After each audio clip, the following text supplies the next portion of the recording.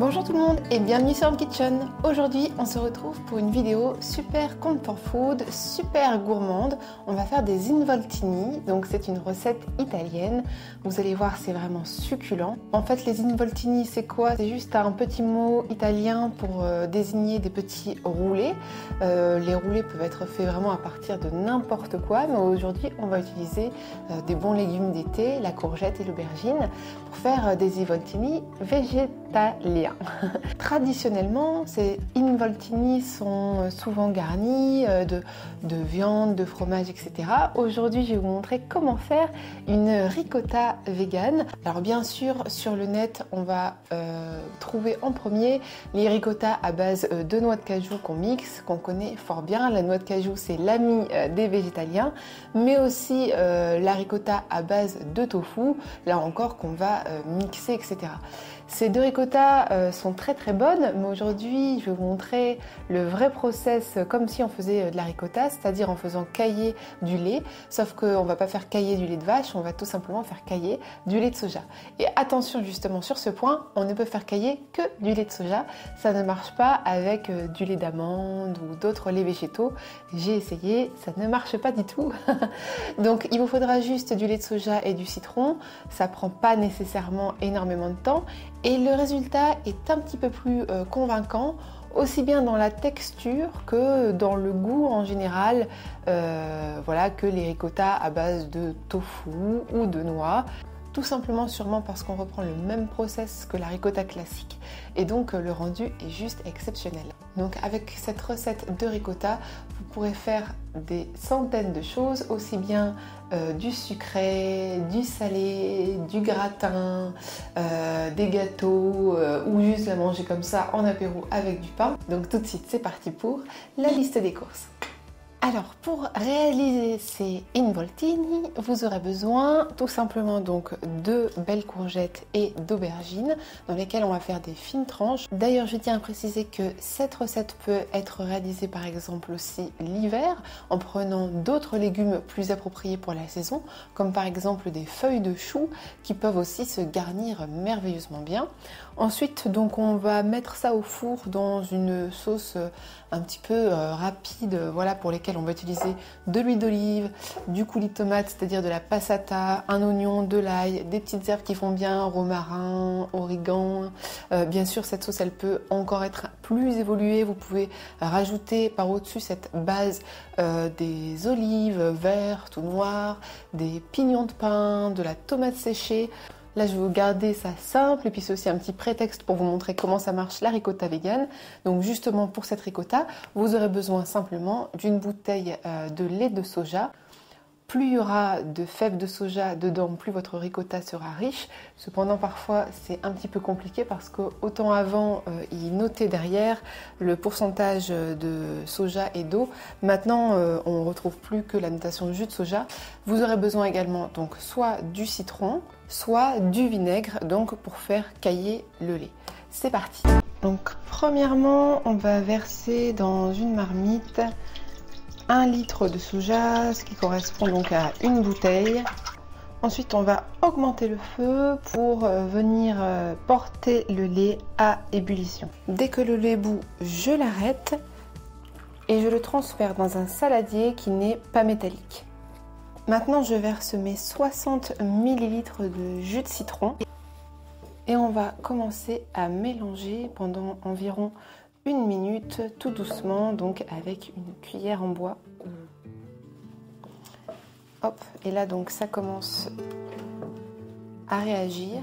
Et maintenant on a juste à laisser poser ce petit lait pendant 10 minutes sans mélanger. Ensuite donc je recouvre une passoire d'un tissu comme ça, qui est en fait un tote bag mais qui me sert de tissu pour filtrer ma préparation.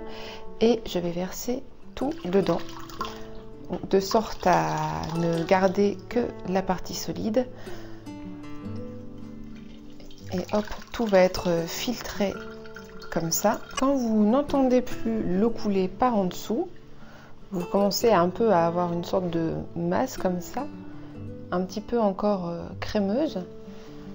Donc ce qu'on va faire, c'est que vous allez tourner un petit peu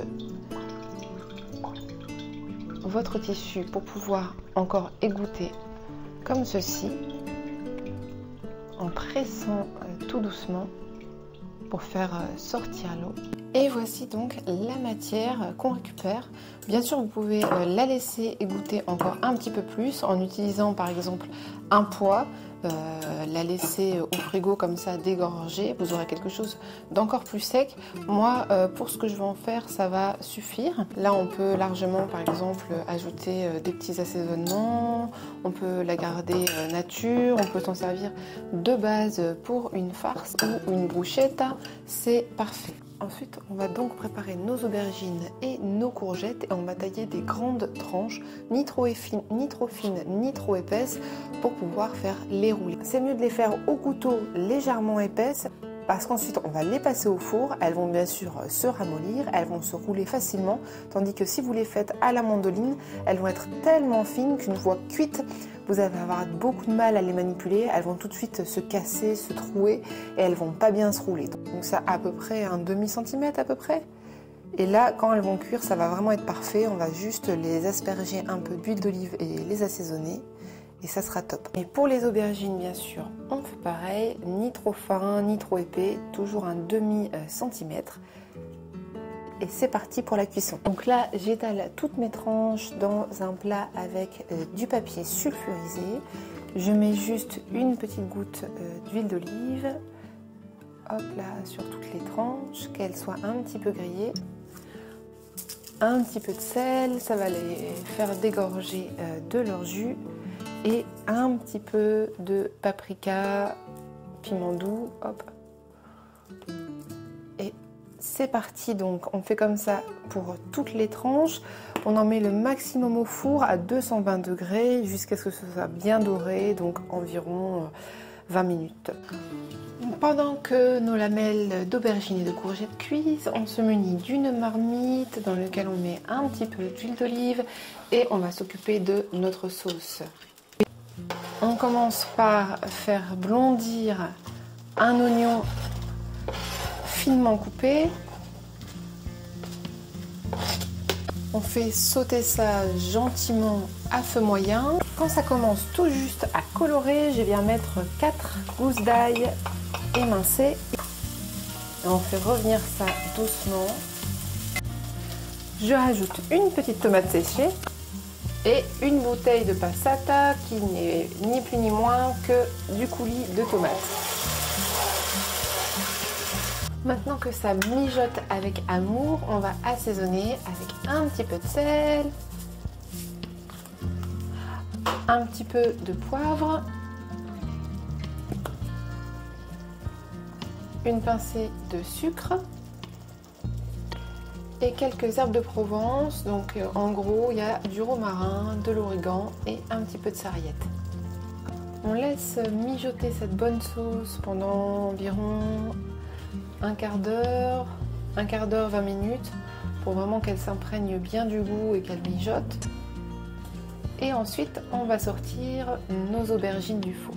Ensuite, je m'occupe de ma ricotta. Je la détends avec un petit peu d'huile d'olive et je vais ajouter aussi un petit peu de pesto. Alors sachez que le pesto c'est pas spécialement vegan normalement, mais il y en a qui font des gammes vegan, notamment Barilla qui fait le pesto rustico. Donc veillez bien à regarder derrière. Selon les marques, il y a certaines qui ajoutent du parmesan et d'autres juste des noix de cajou. Si vous n'avez pas envie d'ajouter du pesto ou que vous n'aimez pas spécialement cette saveur, vous pouvez simplement par exemple mettre des feuilles d'épinards ou bien même des petits morceaux de poivron, tout ce qui vous passe par la tête. Quand les lamelles d'aubergine et de courgettes ont refroidi, ça donne ça. Vous voyez, elles sont bien souples et elles vont moins se casser. Elles sont plus si épaisses que ça. Elles ont bien dégorgé de leur jus. Et donc on va prendre un petit peu de notre mélange ricotta comme ceci. Hop, on roule l'aubergine. Et hop, On va tous les faire comme ça pour les mettre dans notre plat tapissé de sauce tomate. Une fois que tous vos petits roulés sont faits, ça repart au four pour environ 20 minutes pour redonner un petit coup de soleil à tout ça et on se retrouve juste après. Et voilà les amis, quand ça sort du four, de quoi ça a l'air. Les aubergines ont pu vraiment rattraper une jolie coloration. La ricotta a un petit peu fondu, le tout a merveilleusement bien coloré. Il y a vraiment une odeur de fou quand ça sort du four. J'espère que vous avez kiffé cette recette, que vous m'en direz des nouvelles. Et on se retrouve bientôt pour de nouvelles recettes sur Home Kitchen.